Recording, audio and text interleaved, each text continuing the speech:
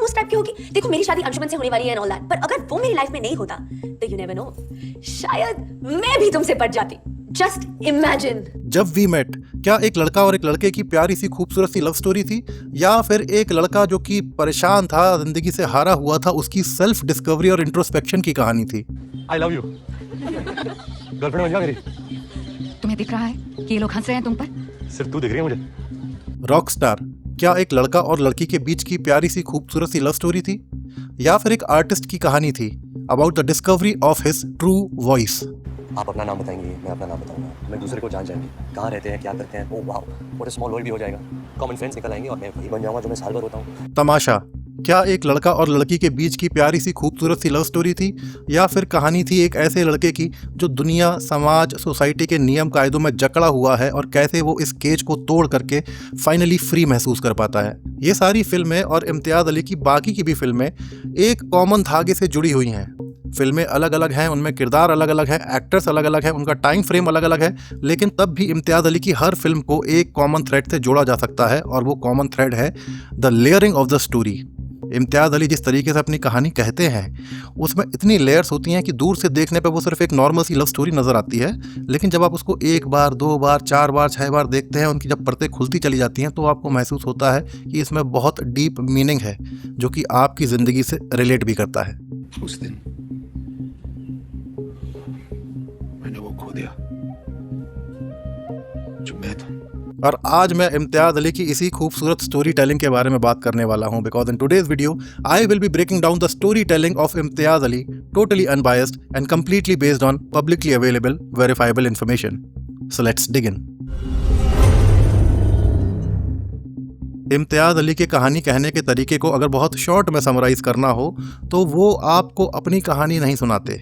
इम्तियाज़ अली आपको अपनी कहानी बेचने की कोशिश भी नहीं करते हैं। इम्तियाज़ अली बस एक खूबसूरत सा आईना बनाते हैं और वो आईना आपकी तरफ घुमा देते हैं, जिसमें जब आप झांकते हैं तो आपको अपनी ही झलक देखने को मिलती है, आपको कहीं ना कहीं अपनी ही कहानी नज़र आती है। और इस वजह से इम्तियाज़ अली की फिल्में भले ही बॉक्स ऑफिस पर बहुत ज़्यादा पैसा ना कमाई हों, हालांकि कुछ हिट्स उन्होंने दी हैं, लेकिन लोगों के दिलों में घर करती हैं। लोग सालों साल बाद भी उनकी फिल्मों के बारे में बात करते हैं, डिस्कशन करते हैं, रिपीट व्यूइंग करते हैं और बहुत कुछ एक्सप्लोर करते हैं हर बार जब उनकी मूवी को दोबारा, तीसरी बार, चौथी बार देखा जाता है। तो इम्तियाज़ अली की बहुत सारी मूवीज़ का कल्ट स्टेटस इसीलिए बना है बिकॉज लोग उनसे रिलेट कर पाते हैं। I'm from Jammu and my grandfather moved to Jammu after the partition and we are from Mirpur. Mirpur Urdu में लिखते थे, तो मुझे पूरा टाइम सिर्फ डैडी की याद आ रही थी, तो वो ना मुझे लिख के बताते थे, तो मैंने उर्दू सीखी कि मैं क्या कैसे समझूं। उनको पार्टी चेंज हो गया तो वो लिख नहीं पाते थे, टेढ़ा मेढ़ा लिखते थे। मुझे पूरा टाइम डैडी की याद आती, उन्होंने ना समझने की कोशिश करती थी कि क्या बोलना चाह रहे हो आप। I was all the time crying, और जिससे जैसे मैं रिलेट कर पा रही थी मुझे नहीं समझ आ रहा था। और कोई कर बना, sorry I am emotional, I am just remembering my दादू। बॉलीवुड में अपना करियर शुरू करने से पहले इम्तियाज़ अली ने कई सालों तक टीवी के लिए काम किया। उन्होंने कई सारे डिफरेंट चैनल्स के लिए डिफरेंट सीरीज़ डायरेक्ट किए हैं, different episodes, different serials direct किए हैं, और उसके बाद उन्होंने बॉलीवुड की तरफ रुख किया। और जब वी मेट से पहले भी उन्होंने एक मूवी बनाई थी, उनकी debut movie as a director, और अभय देओल की debut movie as an actor सोचा न था। अगेन देखने में लगती है एक प्यारी सी खूबसूरत सी love story between a boy and a girl, लेकिन अगर आप उस मूवी को भी अगर गौर से देखेंगे, एनालाइज करने की कोशिश करेंगे, तो आपको समझ में आएगा कि लव स्टोरी से बहुत ज़्यादा कुछ है उसमें। एक कन्फ्यूज्ड सा लड़का, एक कन्फ्यूज सी लड़की, जिनको घर वाले मिलवाते हैं अरेंज मैरिज के पर्पज से, और वो दोनों ही डिफरेंट विचारधारा के हैं, मॉडर्न विचारधारा के हैं। वो चैलेंज करना चाहते हैं इंस्टीट्यूशन ऑफ मैरिज को, जिसके कि बेसिस हैं घर वालों ने मिलवा दिया और हमने सारी ज़िंदगी साथ गुजार ली। उनके डिफरेंट ख्यालात हैं, वो फ्रीडम चाहते हैं, वो अपनी लाइफ को एक्सप्लोर करना चाहते हैं। और यहीं पर शुरू होता है उन दोनों के बीच में स्पार्क रिलेटेबिलिटी का, जब दोनों ही एक दूसरे से अरेंज्ड मैरिज करने के लिए एतराज़ जताते हैं, मना कर देते हैं, लेकिन एक दूसरे के साथ वक्त भी गुजारना चाहते हैं। और फिर किस तरह से स्टोरी आगे बढ़ती है, एक मोड़ से दूसरा मोड़ लेती है, और कैसे वो एक दूसरे से प्यार भी करने लग जाते हैं।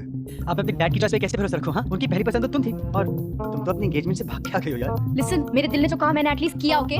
तो सही मायनों में देखा जाए तो सोचा ना था भी एक लव स्टोरी से गहरी बात कहती है, बिकॉज वो भी ये बात कहती है जो कि इम्तियाज़ अली की ऑलमोस्ट हर मूवी का प्रोटोगनिस्ट कहता हुआ दिखाई देता है, about discovering your self. About finding the true happiness. आपको किस चीज़ में सबसे ज़्यादा खुशी मिलती है, उस चीज़ की डिस्कवरी, उस चीज़ को फाइंड आउट करने की जो जर्नी होती है उनके प्रोटैगनिस्ट की, सोचा ना था भी उसी के इर्द गिर्द बुनी गई है। और ये चीज़ बहुत ज़्यादा क्लियर हो जाती है उनकी अगली मूवी जब वी मेट में। जब वी मेट को बहुत पसंद किया गया, बॉक्स ऑफिस पे सक्सेस भी थी, क्रिटिकली अक्लेम्ड भी थी। करीना कपूर को पहली बार एज एन एस्टैब्लिश्ड एक्ट्रेस, मतलब हीरोइन तो पहले भी थी, स्टार तो वो पहले भी थी, बट उनकी एक्टिंग का लोहा माना गया जब वी मेट से। क्या खास था जब वी मेट में?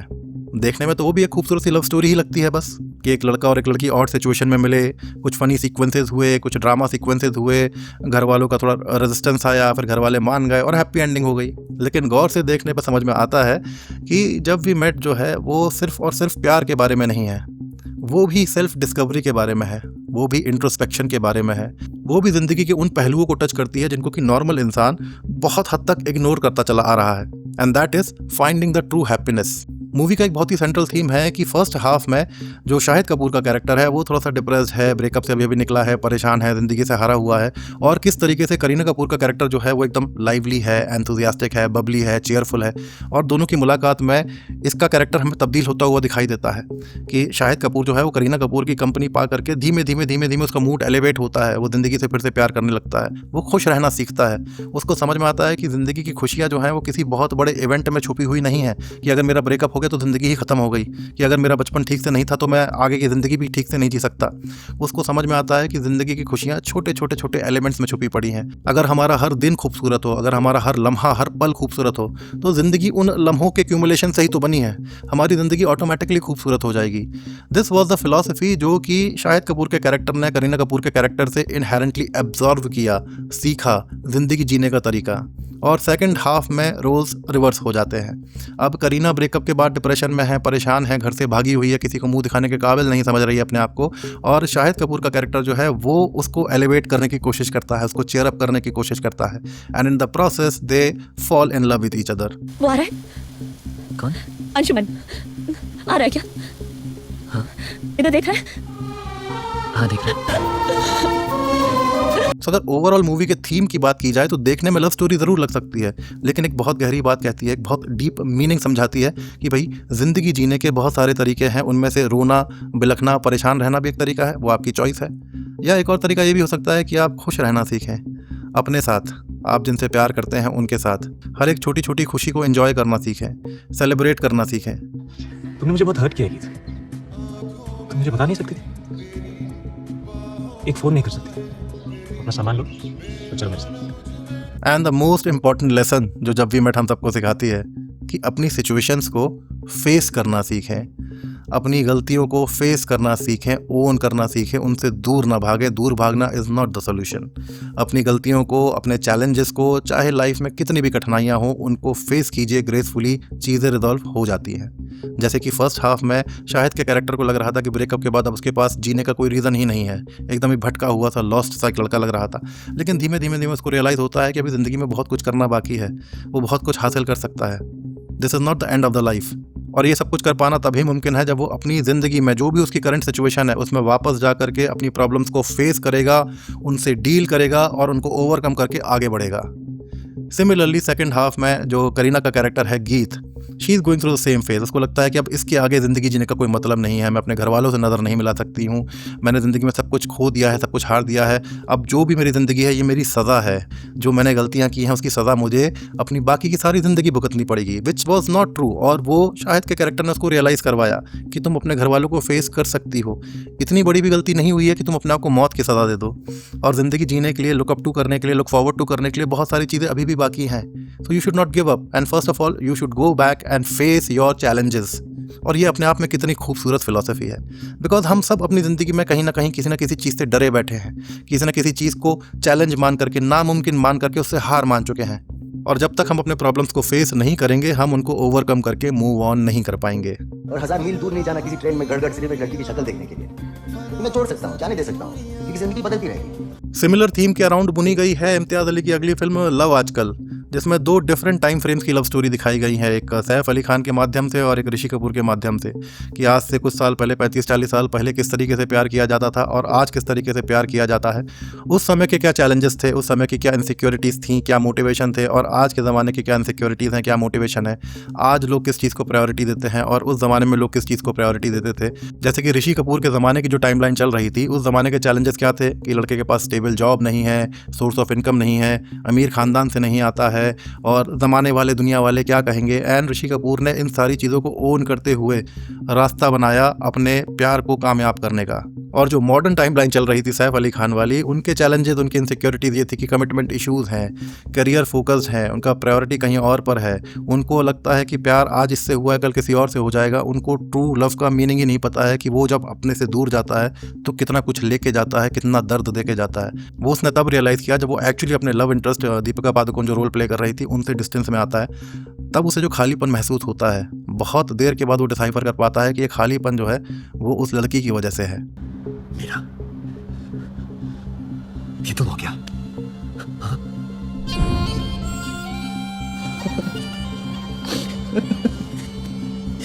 ये तुम कर रही हो?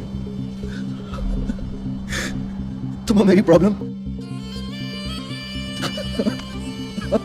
और इस फिल्म का ऋषि कपूर का एक बहुत ही बढ़िया, बहुत ही प्यारा सा फिलोसफिकल डायलॉग है जिसमें वो बताते हैं सैफ अली खान के कैरेक्टर को कि भाई हमारे ज़माने में हमको प्यार हासिल करना था, प्यार कामयाब करना था, इसीलिए हमारे लिए करियर ज़रूरी था, और तुम्हारे ज़माने में तुम्हारे लिए करियर ज़रूरी है इसलिए तुम प्यार को छोड़ने को तैयार हो।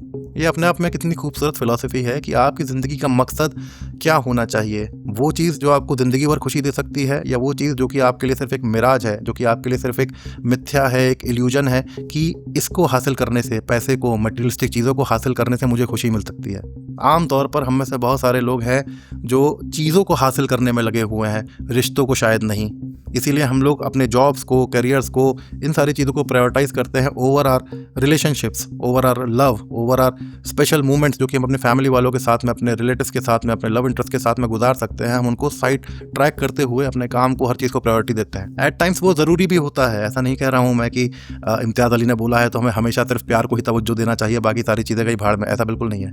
लेकिन हाँ, एक क्लियर कट बैलेंस बना के रखना भी एक बहुत अच्छी फिलॉसफी है जिसको हम सब लोग फॉलो कर सकते हैं, करना चाहिए भी। और वो मूवी बिल्कुल यही लेसन समझाती है, इसीलिए वो रिलेटेबल लगती है, बिकॉज ये हम सब की कहानी है। हम सब किसी दौड़ में लगे हुए हैं, हम सब कुछ खोज रहे हैं अपनी लाइफ में। क्या खोज रहे हैं हम वही फाइनल नहीं कर पा रहे हैं कि हमको अपनी ज़िंदगी में प्यार चाहिए, कि रिश्ते चाहिए, कि हमको करियर चाहिए, कि हमको बड़ा घर चाहिए, कि गाड़ी चाहिए, कि क्या। हमको एक्चुअली सब कुछ चाहिए, और समय जो है वो बहुत निर्दयी होता है। वो सिर्फ कुछ किस्मत वाले लोगों को सारी चीज़ें हासिल करने का मौका देता है, बाकी सबको अपने हिस्से की स्ट्रगल करके चीज़ों को प्रायोरिटाइज करना पड़ता है। एंड लव आजकल speaks about setting those priorities in the right manner, जो आपको सबसे ज़्यादा खुशी दे सकता है। यहाँ से बहुत दूर, गलत और सही के पार एक मैदान है, मैं वहां मिलूंगा तुझे। लेकिन इम्तियाज़ अली का मास्टर स्ट्रोक, उनकी करियर की one of the best film अभी आना बाकी है, रॉकस्टार। रॉकस्टार जब मूवी आई थी, बहुत उसके बारे में मिक्स्ड रिव्यूज़ थे। कुछ लोगों को बेहद पसंद आई, कुछ लोगों को बिल्कुल भी पसंद नहीं आई। एक तो उसकी जो नॉन लीनियर स्टोरी टेलिंग थी कि कभी कोई पास्ट का सीन है, कभी कोई प्रेजेंट का सीन है। शुरुआत होती है कि जॉर्डन पहले ही बहुत बड़ा स्टार बन चुका है, कहीं फॉरेन किसी कंट्री में उसका कोई शो होने वाला है, और साथ में मोन्टाजेस हैं उसके, दिल्ली यूनिवर्सिटी के जो सीन्स हैं वो चल रहे हैं। तो समझ पाना उस मूवी को थोड़ा सा डिफिकल्ट था इन द फर्स्ट व्यूइंग। ऊपर से देखने में बस यही लग रहा था कि एक लड़का है, वो ऐसा आवारा किस्म का लड़का है, कुछ सिंगर विंगर बनना चाहता है, उसको किसी लड़की से प्यार हो गया, उस प्यार के चक्कर में उसका आगे जो भी हाल हुआ, बस इतनी सिंपल सी कहानी है। लेकिन जब आप रॉकस्टार को दूसरी बार देखते हैं, तीसरी बार देखते हैं, Rockstar I think is one of the few movies जिसकी रिपीट वैल्यू इतनी ज़्यादा है कि कई सारे लोगों ने उसको बहुत बार देखा है, और हर बार कुछ नया सीखने को मिलता है, कुछ नया ऑब्जर्व करने को मिलता है, कुछ ऐसी चीज़ सामने आती है जो कि हमसे पहली सारी व्यूइंग्स में मिस हो चुकी है। तू सबकी जिंदगी उठा के देखिए, जितने भी है ना, संगीतकार, गायक, आर्टिस्ट, पेंटर, राइटर, देख ले तू, एक ऐसी चीज है जो इन सब में कॉमन मिलेगी, दुख, दर्द, आंसू। अच्छा, जब तक तकलीफ ना हो ना लाइफ में, अगर तुमको आर्टिस्ट बनने के लिए दर्द की ज़रूरत है तो फिर दर्द पाने के बाद आर्टिस्ट तो बन जाओगे, लेकिन वो दर्द तुम्हारे सीने में हमेशा रहेगा। तुम ऐसा नहीं कर सकते हो कि तुमने टेम्परेरी दर्द उधार लिया, अपना करियर बनाया, आर्टिस्ट बने, खूब पैसा कमाया, नाम कमाया, और फिर जब तुम्हारा मन किया दर्द को सीने से निकाल के बाहर फेंक दिया और खुशहाली में अपनी बाकी ज़िंदगी निकाल दी। ऐसा किसी के संग होता भी है तो बहुत खुशकिस्मत होता है, वो अपवाद होता है, वो रेयर सिनेरियो होता है। नॉर्मल लोगों की ज़िंदगी में उनको अपनी ज़िंदगी में आगे बढ़ने के लिए सेक्रीफाइसेस भी करने पड़ते हैं, कॉम्प्रोमाइज़ेस भी करने पड़ते हैं, कई बार बहुत ही इंपॉर्टेंट चीज़ों को पीछे भी छोड़ना पड़ता है, और अगर वो ऐसा नहीं करते हैं तो उनको अपने करियर में कॉम्प्रोमाइज़ करना पड़ता है। किसी एक ना एक चीज़ को तो ताक पे रखना ही पड़ता है। मुझे ये सब कुछ नहीं चाहिए, मुझे नहीं बनना बड़ा। मेरा दिल नहीं टूटना चाहिए, मेरा दिल नहीं टूटना चाहिए। प्लीज करो भाई, प्लीज कुछ करो, मेरे पास और कुछ नहीं है, ये नहीं होना चाहिए। करियर ऑफ एन आर्टिस्ट थोड़ा सा डिफरेंट होता है एज़ कम्पेयर टू बाकी सारे करियर्स के। करियर ऑफ एन आर्टिस्ट में एक ट्रू वॉइस पहचानना, उसको डिस्कवर कर पाना और उसको दुनिया के सामने प्रेजेंट करना बहुत ज़रूरी होता है। चाहे वो सिंगर हो, चाहे वो स्टैंड अप कॉमेडियन हो, चाहे वो डांसर हो, किसी भी तरह का आर्ट फॉर्म हो, जब दर्द से होके गुजरता है तब ही एक ट्रू वॉइस जो है वो आर्टिस्ट को पकड़ में आती है। और अगर आर्टिस्ट के लिए वो चीज़ प्रायोरिटी है तो उसे बहुत सारी चीज़ों को सेक्रीफाइस करना पड़ता है। Rockstar is not a simple plain love story, Rockstar is a movie about the journey of an artist and the pains that they have to go through. तुम पीते नहीं हो? मैं ना थोड़ी सी फेस पे लगा लेता हूँ और इसे कॉलर शॉलर पे दारू फेंक देता हूँ और एक्टिंग करके चढ़ गई है। रणबीर कपूर की ज़िंदगी में पेन नहीं था, उसकी हैप्पी गो लकी ज़िंदगी चल रही थी। उसको रियलाइजेशन ही नहीं था कि उसमें कितना टैलेंट छुपा हुआ है। उसके टैलेंट को डिस्कवर करने के लिए, उसके टैलेंट को दुनिया के सामने प्रेजेंटेबल बना करके ला पाने के लिए उसकी ज़िंदगी में दर्द का होना बहुत ज़रूरी था। और जब वो अपनी ज़िंदगी में दर्द को इंड्यूस करने की कोशिश करता है फोर्सफुली, तो वो काम नहीं करता। लेकिन जब ऑर्गेनिकली वो दर्द उसकी ज़िंदगी में आता है, उसे ऑर्गेनिकली किसी से प्यार होता है, वो भी किसी ऐसी लड़की से जो उसको पता है कि वो कभी हासिल नहीं कर सकता, उसे कभी अपनी ज़िंदगी का हिस्सा नहीं बना सकता, तो उसके बाद जो उसकी ज़िंदगी में दर्द आता है, जो उसका दिल टूटता है, हार्ट ब्रेक होता है, वो उसको सही मायने में ट्रांजिशन करके वो आर्टिस्ट बनाता है जो कि शायद वो बनने की फोर्सफुली कोशिश कर रहा था कुछ साल पहले। बट व्हेन ही रियलाइजेस कि अब उसको वो पेन मिल चुका है जिसकी वजह से उसकी ट्रू वॉइस सामने आ रही है, उसकी सारी चीज़ें जो वो क्रिएट कर रहा है, गाने और शोज़ वगैरह, वो लोगों को पसंद आ रहे हैं, he has become the star that he always wanted to be. अब उसको रियलाइज़ होता है कि यार मुझे ये तो चाहिए नहीं था, इस दर्द के स्टेक पे मुझे ये सक्सेस नहीं चाहिए था। यहाँ से बहुत दूर, गलत और सही के पार एक मैदान है, मैं वहां मिलूंगा तुझे। दर्द है, पेन है, लेकिन क्या हम सब अपनी ज़िंदगी में इसी तरह के किसी चीज़ को हासिल करने में नहीं लगे हुए हैं? क्या हम कभी जब बहुत फ्रस्ट्रेटेड होते हैं, बहुत थोड़ा सा लो महसूस करते हैं, हम अपनी आंखें बंद करके हाथ जोड़ करके ऊपर वाले से दुआ नहीं करते हैं कि मेरा सब कुछ ले लो बट मुझे ये चीज़ दे दो, मुझे पैसे दे दो, मैं बहुत मेहनत करूँगा, मैं ये कर लूँगा, वो कर लूँगा? क्या हम इस तरह की डिमांड्स नहीं रखते हैं, इस तरह की दुआएं नहीं मांगते हैं? कभी सोचा है अगर इस तरह की दुआ पूरी होने लगी तो हम जो हासिल करना चाहते हैं वो हासिल करने के बाद भी उसके मायने शायद हमारे लिए वो ना रहें जो कि पहले थे, जब हमने मांग रहे थे, हम उसे जितना वैल्यूएबल समझ रहे थे, क्या पता हमारे लिए उतना वैल्यूएबल वो चीज़ हासिल करने के बाद ना रहे, बिकॉज उसको हासिल करने के लिए हमने जो कुछ पीछे छोड़ा है उसे छोड़ने के बाद हमें उसकी वैल्यू ना समझ में आए। Such a beautiful emotion to go through. जहाँ से तुम मुझे लाए हो मैं वहाँ वापस नहीं जाना चाहती, जहाँ भी ले जा रही हो वहाँ पहुँचना नहीं चाहती, पर ये रास्ता ये बहुत अच्छा है। मैं चाहती हूँ कि ये रास्ता कभी खत्म ना हो। हाईवे भी देखने में बहुत ही अजीब सी अनयूजुअल सी लव स्टोरी नज़र में आती है, जिसको कि लोग कहते हैं कि वो स्टॉकहोम सिंड्रोम के ऊपर बनी है कि भाई अपने किडनैपर से ही प्यार हो जाना। जो इंसान तुम्हारे ऊपर एट्रॉसिटीज़ कर सकता है, कर रहा है, अत्याचार कर रहा है, तुम कहीं ना कहीं सबमिसिव होकर के उसको ही प्यार करने लगते हो। बट अगर हाईवे को भी गौर से देखा जाए, एनालाइज किया जाए, तो it is much more than a simple love story between an odd couple caught under an odd circumstances. The movie is about freedom. Alia Bhatt का कैरेक्टर एक अमीर खानदान से आता है, एकदम सिक्योर एंड सेफ इन्वायरमेंट में, the so called safe and secure environment में रहती है वो। उसके घर परिवार है, लंबा चौड़ा से प्यार करने वाले लोग हैं, और ये सारी चीज़ों से निकाल करके उसको अचानक से एक बहुत ही अजीब सी सिचुएशन में डाल दिया जाता है, जहाँ पे वो किडनैप्ड है, जहाँ पे वो किसी और की अथॉरिटी में है, जिसकी अथॉरिटी में है वो उसको जानती तक नहीं है। बट समहाउ उसे इस स्ट्रेंजर की अथॉरिटी में पहली बार फ्रीडम महसूस होती है। उसे ऐसी फीलिंग आती है कि अब फाइनली वो सारी चीज़ें कह सकती है, कर सकती है, जो कि वो अपने घर में, सो called safe, secure and free घर में न कह पा रही थी, न कर पा रही थी।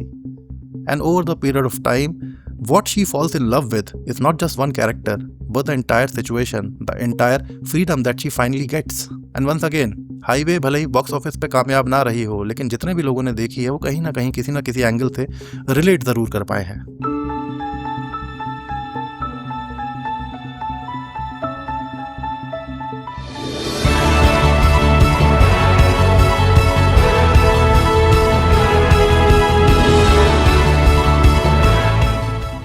इम्तियाज़ अली की मेरी फेवरेट मूवी तमाशा, कुछ बहुत ही एक्स्ट्रा ऑर्डिनरी बना दिया है इम्तियाज़ अली ने।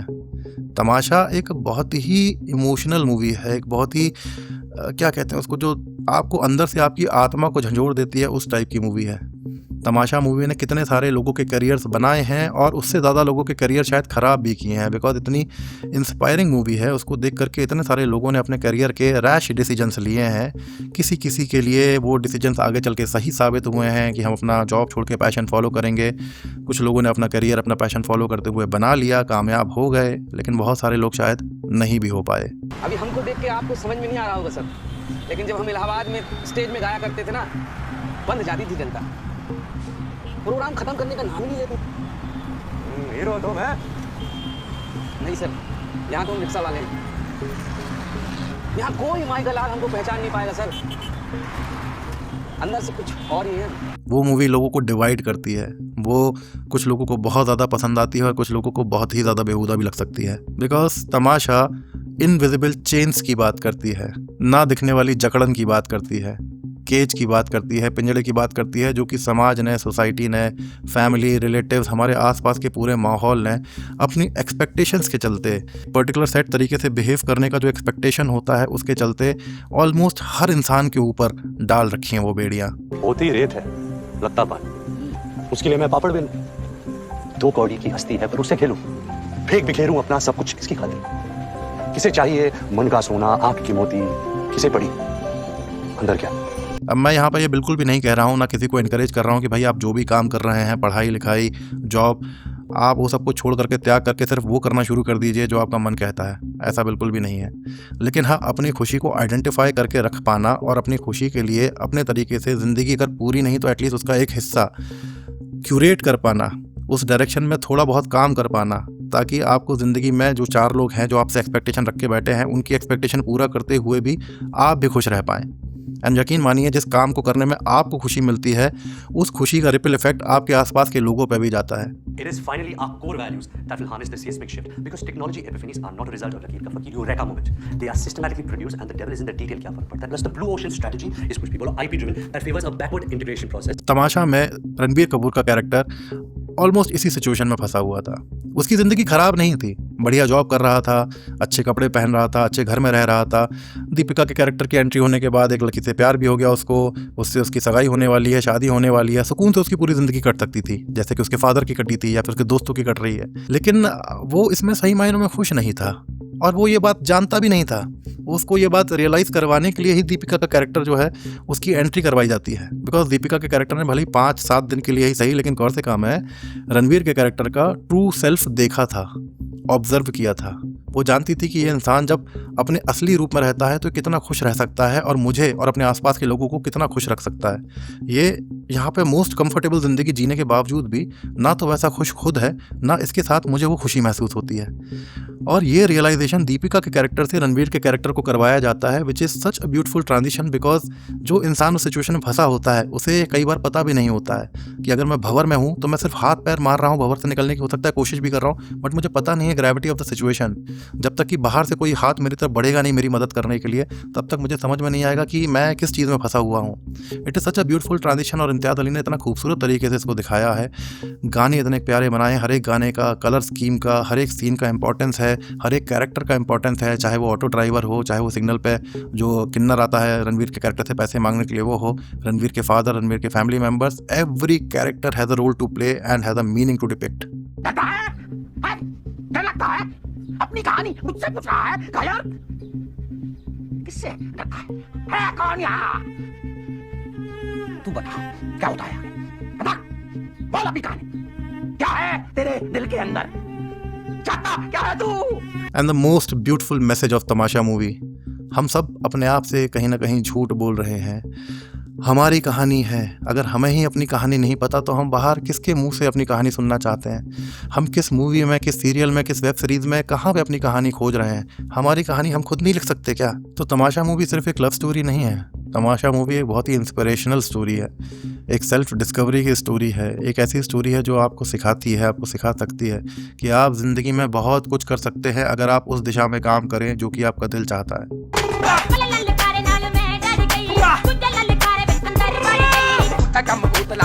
और इम्तियाज़ अली की बाकी मूवीज़ के बारे में हम शायद किसी और वीडियो में बात करेंगे, बट बहुत ब्रीफली उनकी जो मूवी थी चमकीला, मैं उसकी भी तारीफ़ करना चाहता हूँ। बहुत ही बेहतरीन मूवी थी, हालांकि वो एक बायोपिक थी तो शायद उसमें बहुत ज़्यादा क्रिएटिव लिबर्टी इम्तियाज़ नहीं ले पाए होंगे in terms of story, but हाँ स्टोरी टेलिंग का तरीका तो फिर भी उनका खुद का ही था और बहुत ही अच्छा तरीका था। बहुत ही ब्यूटीफुल तरीके से उन्होंने चमकीला की स्टोरी जो हम तक पहुँचाई थी।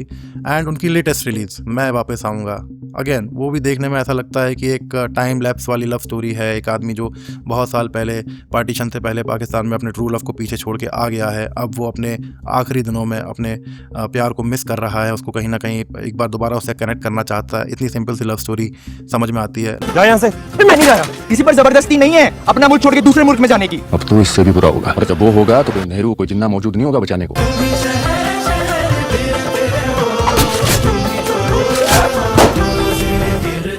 It's not a movie about love. Of course it's a movie about love, but it is much more than that. It's a movie about displacement. कि कैसे जब एक इंसान को, किसी भी चीज़ को, किसी भी जीती जागती चीज़ को उसकी जानी पहचानी जगह से, उसकी जन्मस्थली से उखाड़ करके फोर्सफुली उसकी इच्छा के विरुद्ध कहीं और अगर फेंक दिया जाता है तो उसके ऊपर क्या बीतती है, ये कहानी उसके बारे में है, जो कि अनफॉर्चुनेटली हमारे देश में बहुत सारे लोगों को गो थ्रू करना पड़ा at certain point in time, जिसका इम्पैक्ट सिर्फ उन पे नहीं हुआ, उनकी आने वाली नस्लों पे, उनकी आने वाली जनरेशन्स पे बहुत लंबे टाइम तक चला है। इस बार बुरा कुछ नहीं कर सकता तो बचा सकता है।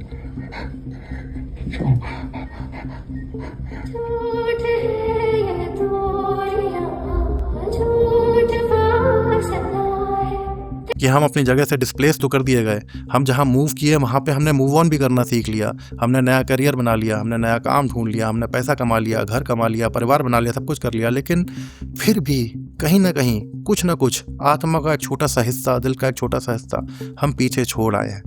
वो हिस्सा हमें दोबारा कभी वापस नहीं मिलने वाला, और जब तक वो छोटा सा हिस्सा हमें वापस नहीं मिलेगा हम अपने आप को पूरा तो नहीं कह सकते। जानते हैं क्या है? बटर मिल्क, छाछ। लेकिन जब मैं इसका एक सिप लेता हूँ